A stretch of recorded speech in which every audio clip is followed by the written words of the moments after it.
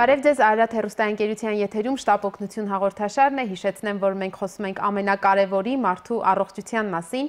Հարգելի հեռուստադիտողներ, մեր հաղորդմանը ձեր հարցերով կարող եք մասնակցել նաև դուք զանգահարելով 54 89 34 հեռախոսահամարով կամ գրելով մեր էլեկտրոնային փոստին շտապ օգնություն շնիկ ararat@tv.am հասցեով։ Այսօր մեր հյուրն է առողջապահության նախարարի տեղակալ Գագիկ Միրիջանյանը եւ մենք խոսելու ենք վերջին օրերին Երևանում կայացած առողջապահության մի քանի նախարարների տարբեր պետությունների ժամանած հանդիպման մասին, որի քննարկման հիմնական նյութը հանրային առողջությունն էր։ Այնպես որ ձեր հարցերը նախապատրաստեք։ Բարև ձեզ, պարոն Միրիջանյան։ Շատ շնորհակալ եմ, որ ժամանակ տրամադրեցիք եւ եկաք մեր հաղորդաշարին հյուր։ Պարոն Միրիջանյան, նախ խնդրում եմ ասեք, թե ում նախաձեռնություններ այս միջոցառումը, եթե ես չեմ սխալվում, սա առաջին նման մասշտաբներով հանդիպումներ այն էլ Հայաստանում եւ արդյոք սա կրում է բարբերական բնույթ, այսինքն նախարարները այլ երկրներում ունեցած հանդիպումներից հետո էին այս անգամ էլ Հայաստանում հանդիպում, թե սա հենց առաջինն էր ամեն ձևով։ Նախ ես եմ շնորհակալ հրավերքի համար, պետք է ասել, որ մասշտաբը իրոք աննախադեպ էր Հայաստանի Հանրապետության համար եւ ասել առաջինը կամ վերջինը կամ շարունակական լինելուն քիչ ճիշտ չի լինի, բայց նմանատիպ մեծ մասշտաբով կարելի է ասել առաջինն էր Հայաստանի Հանրապետությունում եւ ընտրված թեման էր առաջինը, այսինքն հանրային առողջապահություն։ Եվ իր ներկայացուցչական կազմով նույնպես աննախադեպ էր մեր իրականության համար, որովհետեւ ներկա գտնվեցին 5 երկրներից, հա, 5 երկրներ։ Որ երկրներն էին։ Դա Ռուսաստանի Դաշտության առողջապահության նախարարներ, իր աշխատանքային խմբով Իրանի Իսլամական Հանրապետության նախարարներ, իր աշխատանքային խմբով Վրաստանի Հանրապետության նախարարներ եւ Բելարուսիայի նախարարներ եւ ինչպես նաեւ Ղազախստանի Հանրապետություններ ներկայացված փոխնախարարի մակարդակով եւ WHO-ի գրասենյակի ղեկավարը, այսինքն առողջապահության համաշխարհային կազմակերպության։ Ներկայացված էին մեր տարածաշրջանային ղեկավարը, հա։ Ոչ թե Եվրոպայի տարածաշրջանի, այլ այդտեղի բաժանմունքի ղեկավարն է, որը նույնպես բարձրաստիճան պաշտոն է համարվում առողջապահության համաշխարհային կազմակերպության մասշտաբներով եւ մեր համար շատ կարեւոր է նաեւ նրա ներկայությունը, որտեղ հանրային առողջապահությունը այսօր բավականին լուրջ դեր է զբաղեցնում եւ կարելի ասել մեր նոր մոտեցումը, այսինքն առողջապահության նախարարության նոր մոտեցումը դեպի հանրային առողջապահություն, դեպի հանրային առողջություն Առողջությունը պահել, ոչ թե։ Այո, ավելի կարևոր է դասում, քան բուժել հետագա այդ ամեն ինչի հետևանքները, ինչ որ տեղի ունենում ազգաբնակչության մեջ, այսինքն բուժել հիվանդին։ Մեր նպատակը նա է, որպեսզի մենք հանրային առողջապահության միջոցներով կանխարգելենք, այսինքն փորձենք հասցնել ազգաբնակչին դեպի հիվանդության դուռը, դեպի բուժհաստատություն։ Չնայած դրան պետք է ասել, որ առանց բուժօգնության եւ առանց բուժօգնության կազմակերպմանը մենք չենք կարող ունենալ հանրային առողջապահություն։ Ուղղակի պետք է հստակ հասկանանք, որ դա մի փոքրիկ սեգմենտ է ամբողջ այդ մեծ հասկացողության մեջ, ինչը կոչվում է առողջապահություն։ Այո, եւ ես որքան հիշում եմ նախարարի ելույթներից, նա նշում է, որ գերագույն նպատակ է կարմիր գծի պես այդ առողջությունը պահելը եւ որ բուժման զուտ process-ը դառնա տոկոսային հարաբերությամբ շատ ավելի փոքր, քան առողջությունը պահպանելու։ Այո, դուք իրավացի եք եւ այսօրվա այդ համաժողովը որ տեղի ունեցավ եւ այն հայտարարագիրը, որ Երևանում ստորագրվեց, ներկայացված կազմով, հա, նախարարների միջև եւ փոխնախարարի միջև, որը Ղազախստանն էր ներկայացնում,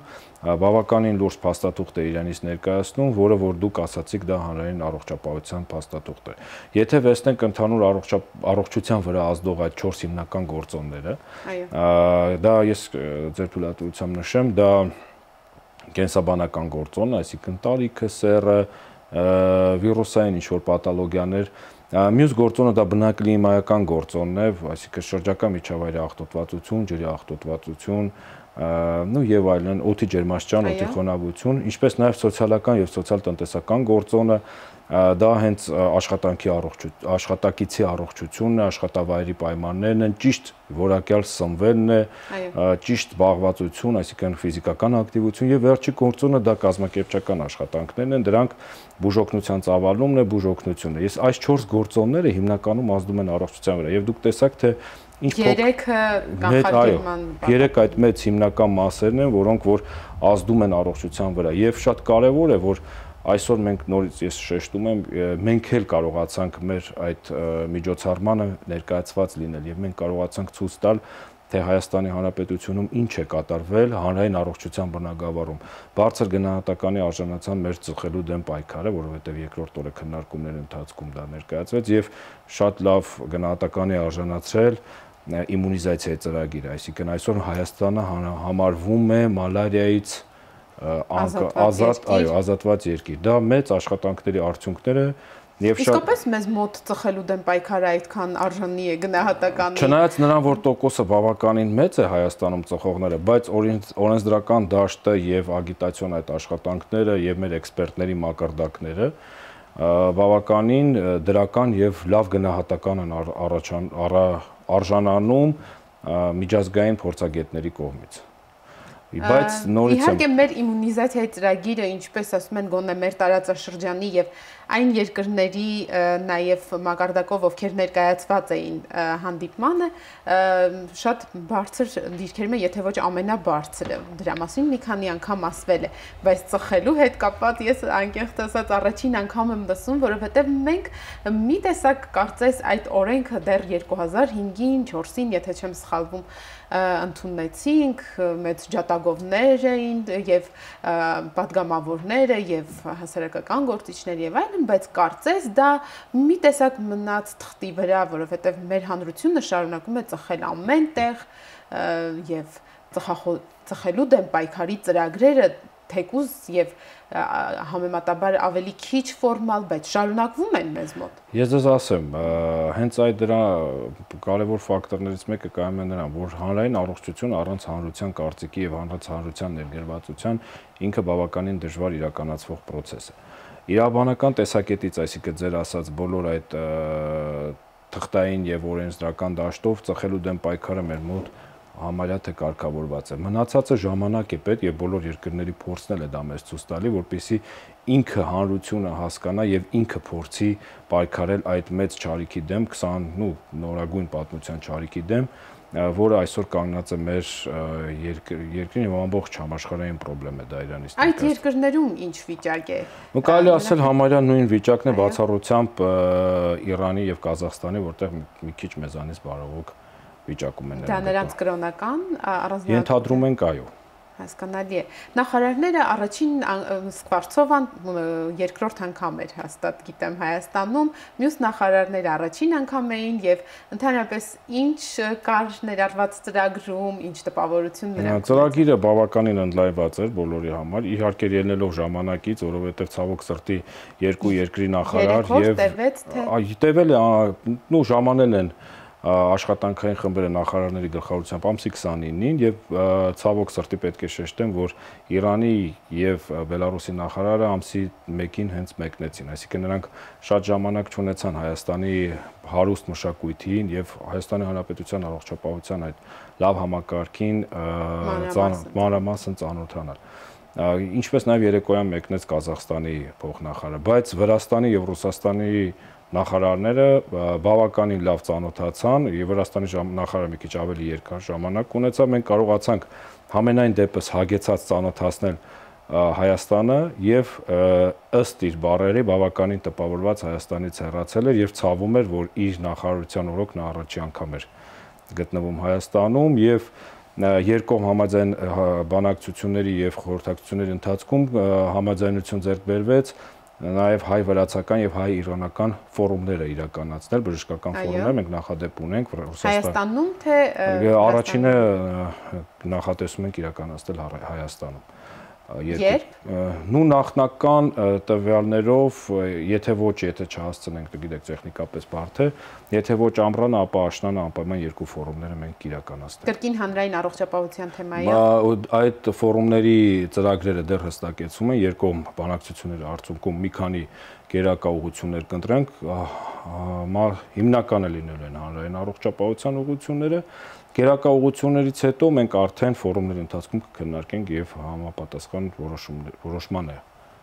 կհանգենք։ Մենք ունենք բավականին լավ փորձ, դա Ռուսաստանի Դաշնության հետ է եւ մենք ինքներս ենք հասկանում, որ բացի զուտ աշխատանքային եւ լուրջ հարաբերություններից եւ նաեւ փորձի փոխանակությունից նաեւ առաջանում են լավ ընկերական, բարիդրացիական հարաբերություններ եւ դրանից շահում է միայն առողջապահության համակարգը եւ այն ազգաբնակչությունը, որը որ ապրում եւ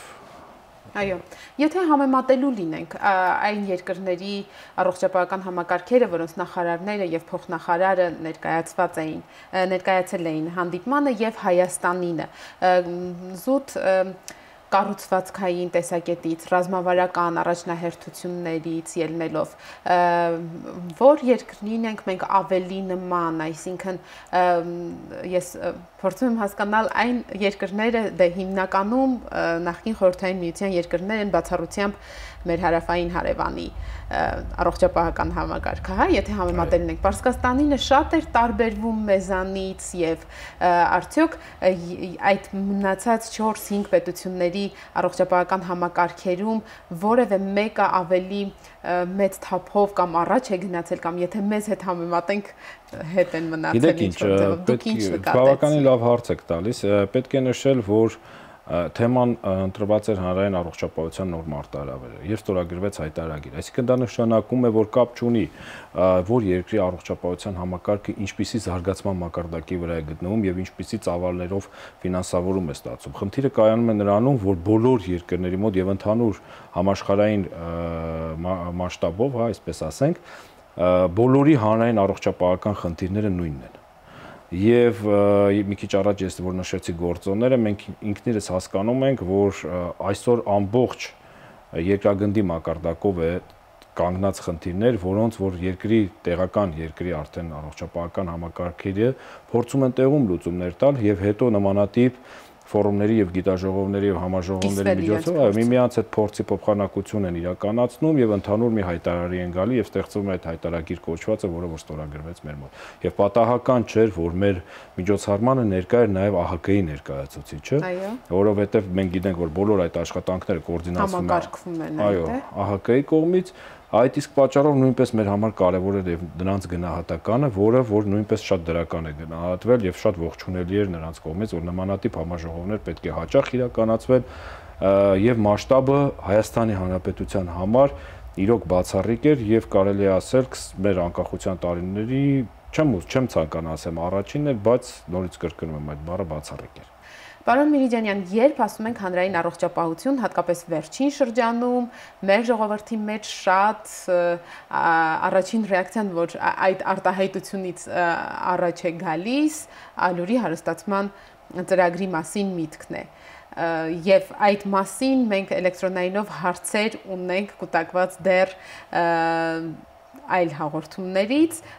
դեպ մենք էլի անդրադարձել ենք Ալյուրի հարստացմանը, կուզեի իմանալ, քննարկվել է արդյոք այս հարցը եւ հենց այդ երկրները, ովքեր ներկայացված էին, որոնք ներկայացված էին, ունեն այդ փորձառությունը, նրանք ինչ փուլում են, եթե դեռ չունեն եւ ընդհանրապես առողջապահության համաշխարհային կազմակերպության ներկայացուցիչը ինչ էր ասում այդ մասին։ Գիտեք ինչ, չի կարող հանրային առողջապահական ծրագիր լինի առանց ճիշտ սնվելուց, այսինքն սննդի հարստացումը դա շատ կարևորագույն տեղ է եւ բավականին լուրջ գործիք է, որով որ կարողանում ենք ազդել հանրության առողջության։ Եւ այսօր ԱՀԿ-ն ինքն է նաեւ հորդորում, որպեսզի ազգաբնակչությունը օգտվի ճիշտ սնվի եւ օգտվի հարստացված սննդից։ Այսինքն գործիքը ինքն իր պետությունն է ընտրում, թե ինչպիսի գործիքով պետք է անի եւ ինչպիսի սնունդ պետք է հարստացնի, այսինքն վերցնում է իր ազգաբնակչության սնման ռացիոնը եւ տեսնում է թե ազգաբնակչությունը որ սնունդն է ավելի շատ օգտագործում իր սննդի մեջ, հա, սննդի որ տեսակ է եւ այդ սննդի հարստացման միջոցով ավելացնում է միկրոէլեմենտներ եւ դրանով կանխում է այն հիվանդությունները, որոնց բացակայության պատճառով կարող է իր ազգաբնակիչը հիվանդանալ։ Մենք այդ փորձը բավականին լավ ունենք Հայաստանում իրականացված, դա աղի յոդացում է եւ չպետք է մոռանալ, որ սովետական միության ժամանակ Հայաստանը մոտավորապես 70 տարի, ինչպես նաեւ բոլոր 15 հանրապետությունները օգտվել են հարստացված սննդից, որոնց մեջ նաեւ մտնում էր ալուրի հարստացումը բազմապիսի միկրոէլեմենտներով, որոնց մեջ նաեւ մտնում էր ֆոլաթթուն եւ երկաթը։ Պետք է ասել, որ հյուրընկալ երկրներում նույնպես այդ փորձը ուզում են իրականացնել։ Ռուսաստանի Դաշնությունում փորձը հրամանի տեսքերով կան, տեղայնացված են տարբեր ռեգիոններում, բայց ամբողջ Ռուսաստանի մասշտաբով դեռ դա չի իրականացվում, բայց նրանք ուզում են գնան այդ ծրագրին։ Հետաքրքիր է, որ ռեգիոններում։ Ճիշտն ասած, հիմա անգիր չեմ կարող հիշել, բայց տվյալները կան մեր մոտ եւ մենք տիրապետում ենք դրան եւ նրանք էլ բավականին դրական գնահատեցին մեր այս ծրագիրը եւ նաեւ ասեցին, որ հետեւողական կլինեն նաեւ իրենց մոտ իրականացնել։ Իրանի Իսլամական Հանրապետությունում իրականացվում է, Վրաստանը նույնպես փորձում է իրականացնել, այսինքն բոլորի խնդիրները նույնն են, բոլորն էլ գիտակցում են, որ այդ խնդիրը Ղազախստանը ամբողջությամբ է իրականացնում, պետք է դա շեշտել, որ այսինքն այդ ծրագիրը Ղազախստանում իրականացվում է եւ եթե ոմանք փորձում են դա կրկին ալյուրի հարստացման մասին, եւ եթե ոմանք դա փորձում են վերել օրինակ, որ սոցիալ-տնտեսական վիճակը վատ երկրներում են, փորձադաշտ եւ այլն, մենք գիտենք, որ Ղազախստանը ինքը սոցիալ-տնտեսապես աղքատ երկիր չի, բավականին հարուստ ռեսուրսներով հարուստ է, այսինքն նա ինքնին մտածում է իր ազգաբնակչության մասին եւ դրա համար գնացել է այդ ծրագրին։ Ծրագիրը 80-ից ավել երկրներ են իրականացնում, մենք նորից ենք կրկնում, որ մենք դա գտնում ենք, որ հանրային առողջապահական լավ գործիք է, ճիշտ գործիք է եւ հետագա բարդությունները խուսափելու համար այդ իսկ պատճառով մենք դա օրենքի տեսք ենք փորձում տալ եւ պետք է կիրառենք։ Ինչ փոխվում է հիմա ծրագիրը։ Ծրագիրը դուք գիտեք, որ օրենքը գտնվում է արդեն շրջանառության մեջ եւ ակնկալում ենք, եթե ոչ այս տարի, ապա մյուս տարի մենք արդեն լսումներ իրականացնենք։ Պարոն Միլիջանյան, այնուամենայնիվ ինչը ձեր կարծիքով առիթ դարձավ, որ հենց ալյուրի հարստացման մասին շատ եղան տարաձայնություններ այդ թեմայի շուրջը, որովհետև ճիշտ է, տարբեր հանգամանքներ երևի ազդում են դրա վրա, երբ աղն էր յոդացվում, իհարկե կրկին կային մարդիկ, ովքեր դեմ էին դրան, բայց մեծ չէին ինֆորմացիոն ռեսուրսները եւ դրա մասին քչերն էին գուցե լսում։ Հիմա բոլորը կարող են ինչ-որ ինֆորմացիայի աղբյուրի ռեսուրսի միջոցով տարածել իրենց կարծիքը, թեկուզ սոցիալական ցանցերում, թեկուզ լրատվամիջոցների միջոցով, բայց կարծես այդ ամենին զուգահեռ սա մի տեսակ հայտնվեցին փորձագետներ, որ ներկայացրեցին մանրամասն թվեր, որ սա կազդի այսինչ խնդիր ունեցողների վրա այն ինչի վրա, ովքեր ունեն կարիքը, թող նրանց համար լինի դա եւ ի վերջո եթե լինելու են նաեւ չհարստացված ալյուրով, բայց ավելի թանկ հաց կամ հացամթերք, ում համար է այն եւ Գիտեք ինչ, լավ ասացիք փորձագետներ, մենք ինքներս մի քանի անգամ շեշտել ենք, որ բաց ենք բոլորի համար եւ քննարկման համար։ Լուրջ փորձագետ Եթե ինչ-որ մի 10-15-20 հոգի փորձել են այս թեման բարձրաձայնել խոսալ, համենայն դեպս այդ ամենի մեջ 1-2 լուրջ փորձագետ լիներ, թե չէ, եւ զանազան ակադեմիաների ակադեմիկոսներ, զանազան, չգիտեմ, ինչ-որ կառույցների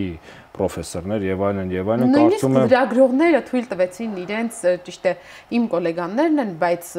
խորանալ այն աստիճանի այդ հարցի մեջ, որ վերջնական կարծիք արտահայտեն, որ պետք չէ։ Չէ, նա որ պետք է, դա հաստատ է եւ դա այս փուլում կարծում եմ քննարկման արժանի չէ։ Մեղք չունի այն մեծ զանգվածը, որը ինչ որ մի 10, 20, 30, լավ 100 հոգու պատճառով չպետք է ստանա այն անհրաժեշտ միկրոէլեմենտները, որը իրոք օրգանիզմին պետք է եւ դա է հենց հանրային առողջապահության մեծ սկզբունքը, որ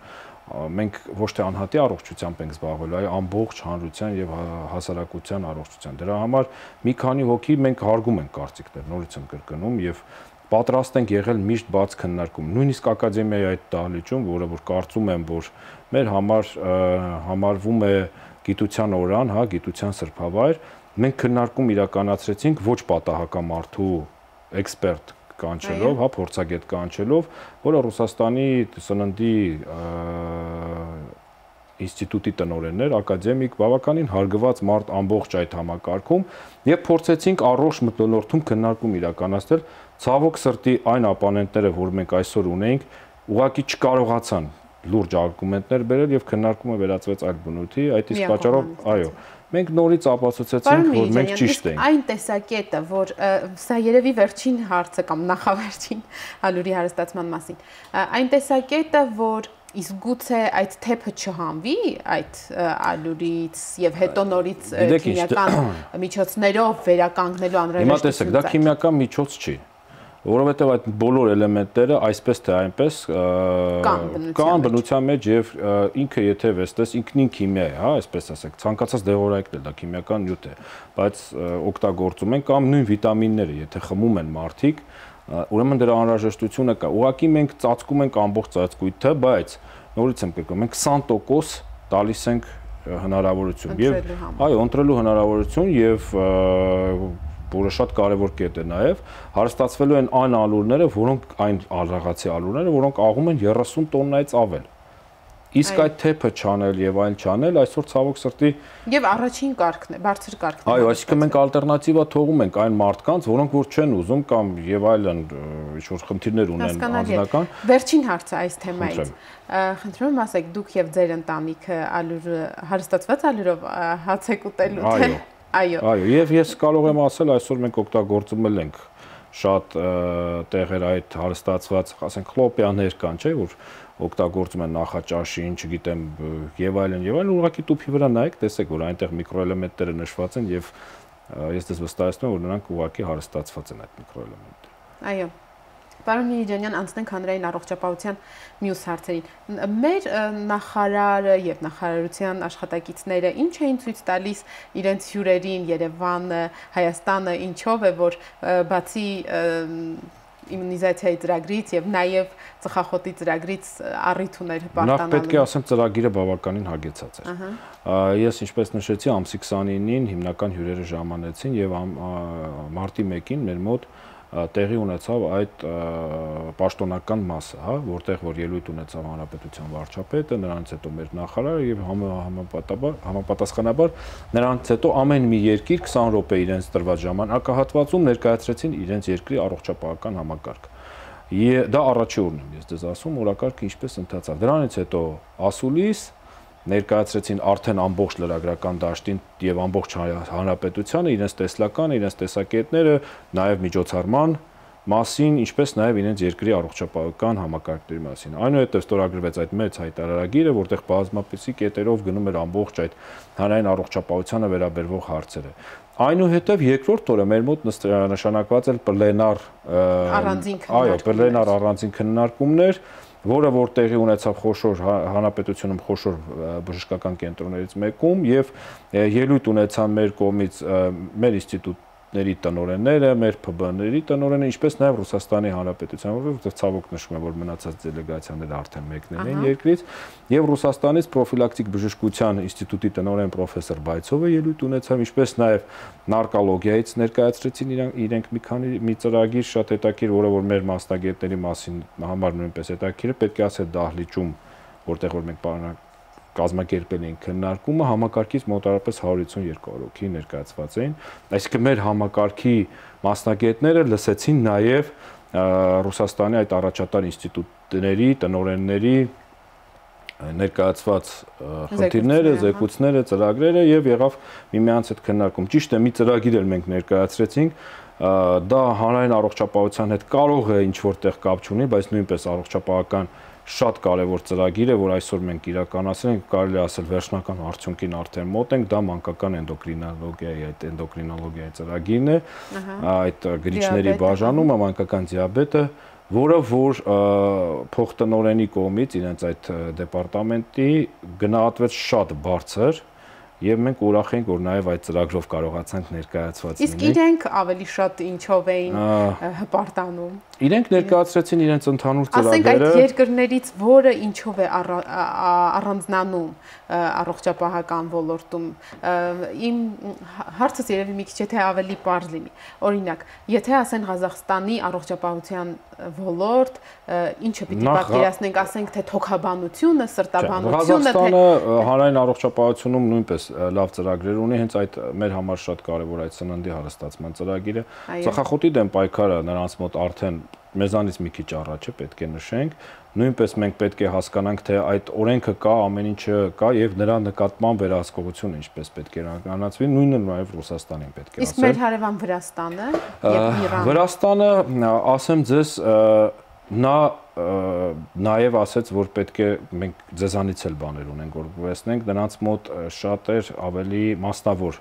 սեկտորում են գտնվում առողջապահական այդ համակարգերը, նրանց մոտ դուր եկավ, որ մի հատվածը, որ մեր մոտ գտնվում է պետական սեկտորում,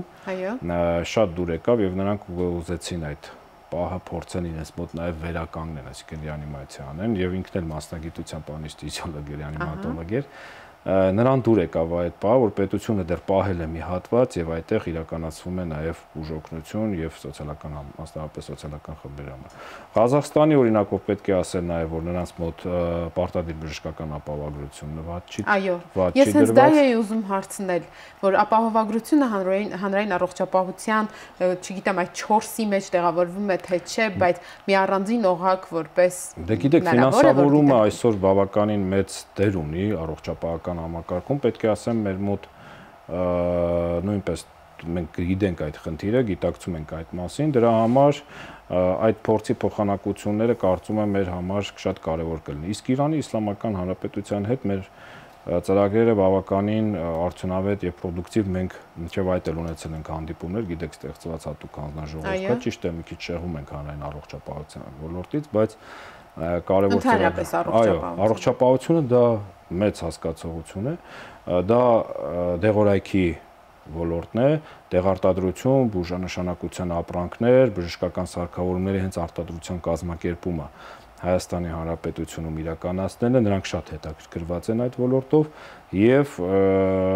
ցանկանում են Հայաստանում կառուցել գործարաններ, բաներ, դրանք քննարկման արդյունքում ի հայտ կգան, բժշկական կենտրոն։ Այո։ Եվ մենք քննարկումների արդյունքում առաջարկել ենք, ճիշտ ասած, Վայոց ձորը, որովհետև նախ ինքը գտնվում է կենտրոնում, Իրանի սահմանից Երևան քաղաքից, հա, այսպես ասենք, եւ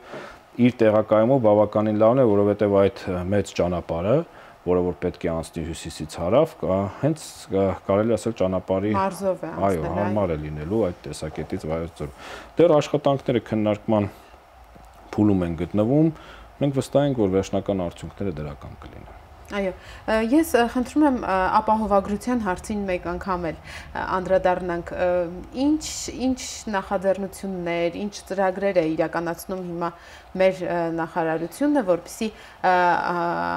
առողջապահության ապահովագրությունը ավելի մասշտաբային, ավելի ծավալային բնույթ կրի, որովհետև գոնե իմ շրջապատում հիմա ես տեսնում եմ, որ շատ են ցանկացողները, մարդիկ ուզում են ապահովագրել իրենց առողջությունը, բայց եթե չեն աշխատում պետական հիմնարկում կամ չեն աշխատում, ասենք, դեսպանատներում, որտեղ դա ընդունված է, եւ վերջ նրանց համար դա հասանելի չէ, որովհետեւ մնում է անհատական օղակի վրա, ինչը թանկ արժե։ Գիտեք ինչ, ես պետք է ասեմ, որ առողջապահության ապահովագրության, այսինքն բուժօգնության ապահովագրության երկու տեսակ կա, դա պարտադիր բժշկական ապահովագրությունը եւ կամավոր բժշկական ապահովագրությունը։ Պարտադիր ասելով հասկանում ենք, երբ որ օրենսդրական դաշտը ընդունում է օրենք եւ պարտադիր է դառնում բոլորի համար, այսինքն դրանք կլինեն աշխատող, թե ոչ աշխատող, ապա բոլորը պետք է լինեն ապահովագրված։ Կամավորը դա այն է, երբ որ ինքը քաղաքացին ինքն իր համար գնում եւ գնում է այդ ապահովագրական փաթեթները։ Դա այսօր Հայաստանում կիրառվում է եւ մեր ունեցած տվյալներով, վերլուծության տվյալներով վատ չի իրականացվում, այսինքն կան տոկոսը, բնակչության տոկոսն է, ես ընդհանրապես դեմ եմ այդ տոկոսային Համենայն դեպս շատ չեն, չէ, ինքը մեծ չի կարող լինել, որովհետեւ ինչպես ասեմ, որ ճիշտ ընչի, որտեվ կամավորը ինքը ունի նաև նույնպես այդ իմ ասած հասկացողությունը, ավելի մեծ ծածկույթ ունի, ներողություն, որ ձեզ ընդհատում եմ, պարտադիրը։ Պարտադիր, որտեղ օրենքի ուժ է ստանալու եւ ինքը օրենքի ուժ ստանալուց հետո կիրառվի բոլոր շերտերի համար ազգաբնակչության, այսինքն չապահովագրված մարդ չի լինի, կապ չունի, նա աշխատող է թե ոչ։ Այո, դա երբ։ Հիմա աշխատանքները տարվում են, բայց որpիսի հասնենք դրան, բավականին երկար քայլեր պետք է իրականացվի։ Ես պես ուղղակի ուզում եմ ասեմ, որ ապահովագրության մի տեսակ այժմ իրականացվում է հանրապետությունում, դա պետպատվերն է, դա սոցիալական ապահովության մի տեսակ է, որի միջոցով պետությունը հանդիսանալով ամենամեծ գնորդը իր սոցիալապես կամ այն խմբերը, որոնք չափորոշություն ֆիքսված են, իրենց համար տալիս է անվճար բուժօգնություն ստանալու իրավունք կամ համավճարի տեսքով բուժօգնություն ստանալու իրավունք։ Դա առաջի քայլն է պարտադիր բժշկական ապահովագրության անցնելը, ուղղակի նորից եմ կրկնում, այդ երկրների փորձերն էլ ցույց տվեց, չնշեմ երկրները, որտեղ էթիկան թույլ չի տալի որպեսզի նշեմ, բայց անձնական զրույցների ժամանակ իրենք էլ ասում են, որ կա թերացումներ, աշխատանքի ընթացքում պետք է շտկենք եւ այլն, որպեսզի այդ թերացումները չունենանք, որովհետեւ հասկանում ենք սա սոցիալական ոլորտ է եւ խոսքը վերաբերում է առողջության համար, մենք դեռ հետևողական ենք եւ կարծում եմ ժամանակի ընթացքում այդ հարցը նույնպես կկարգավորվի եւ կունենանք հստակ վերջնական լուծում։ Պարոն Միրիջանյան, մենք էլեկտրոնայինով հարց ենք ստացել, սովորաբար նման բնույթի հաղորդումները, որ կոնկրետ հիվանդության մասին չեն, շատ պասիվ են լինում հարցերի տեսակետից։ Այո, բայց այսօր այնուամենայնիվ հարց ունեցանք։ Հեռուստադիտողը գրում է, խնդրում եմ ասեք, թե այդ հանրային առողջապահության ծրագրերի մեջ որքան կարևորություն է տրվել օրինակ դպրոցներում, մանկապարտեզներում առողջապահական համակարգերի վերազինմանը, խորհրդային տարիներին կար շատ լավ ավանդույթ, որ յուրաքանչյուր դպրոցում մանկապարտեզ իր բժիշկն ուներ, իր բուժքույրը եւ այլն, հատկապես նա նշում է, որ օրինակ նախորդ տարվա մանկապարտեզի սննդային թունավորումների ժամանակ կարծում է, որ այդ օղակը գուցե մի քիչ լավ չի գործել, ասում է, խնդրում եմ ասեք, անդրադարձ եղել է կրթական հիմնարկներում հանրային առողջապահության խնդիրների։ Հիմա տեսեք, ես 4 գործոնները, որ ասեցի, դրանք եթե ուշադիր նայենք, միայն վերջի գործոնը, որը որ վերաբերվում է բժշկական բուժօգնությանը, կառուցվածքը եւ բուժման process-ին, ապա բոլոր մնացած գործոնները դրանք միջսեկտորային գործոններ են, այսինքն միջհամակարգային գործոններ են։ Եվ չի կարող իրականացվել հանրային առողջապահական ծրագրեր բաց թողելով կրթական process-ը եւ ընդհանրապես կրթական հաստատությունները։ Իսկ ինչ վերաբերվում է բժիշկների տեղակայմանը եւ նրանց առկայությունը ուսումնական հաստատություններում, ապա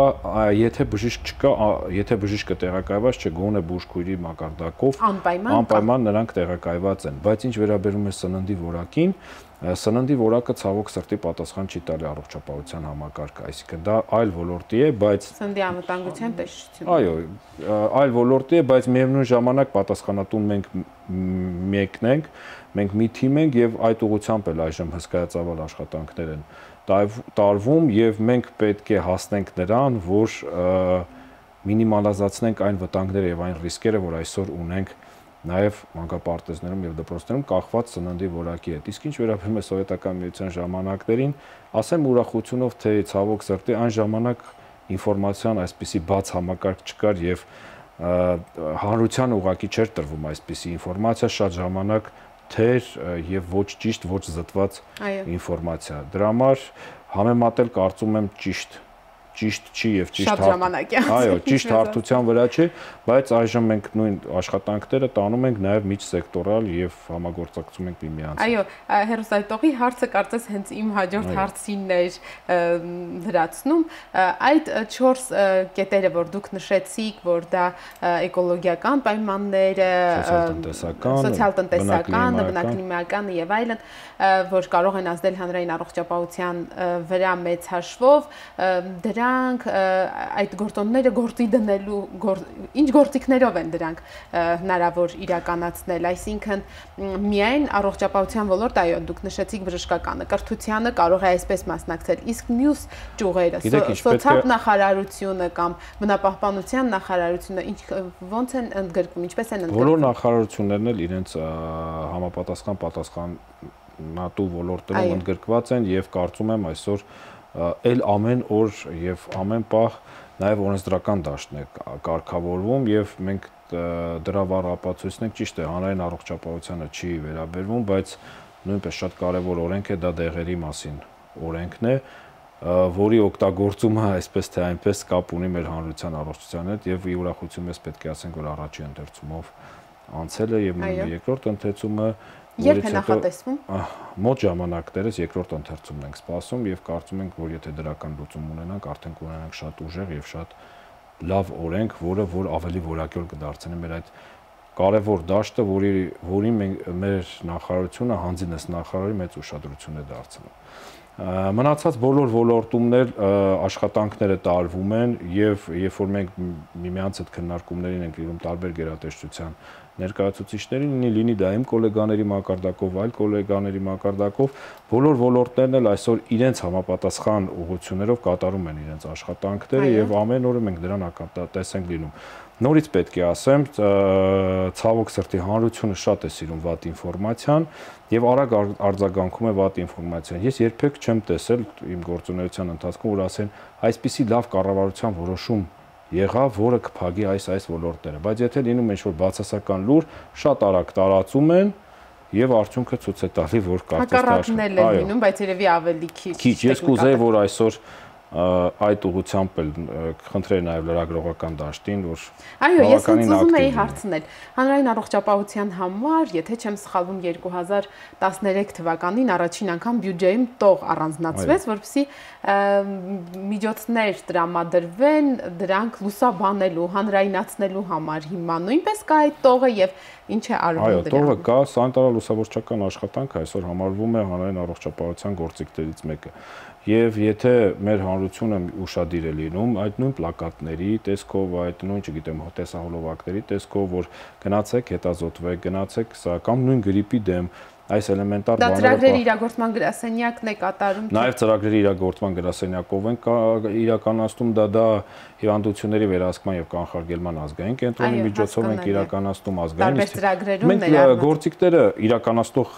մարմինները տարբեր են, բայց ընդհանուր ծրագիրը մեկ հատ է։ Այո, նպատակը։ Պարոն Միրիջանյան, մեր հաղորդումը մոտենում է ավարտին, խնդրում եմ մեկ բառով ասեք նախարարների հաջորդ հանդիպումը արդեն կանխանշվել է, թե որտեղ է լինելու եւ երբ։ Նախնական պայմանավորվածություններով հայ-վրացական ֆորումը կլինի Հայաստանում առաջինը, կարծում եմ հայ-պարսկականը նույնպես, հայ-ռուսական ֆորումը կլինի թվով երրորդը եւ առաջինը եղել է Երևանում, երկրորդը Մոսկվայում անցած տարի, երրորդը բարձր պետք է լինի Հայաստանում, բայց այս անգամ չենք ուզում Երևանում անենք, ուզում ենք Երևանից դուրս մի վայրում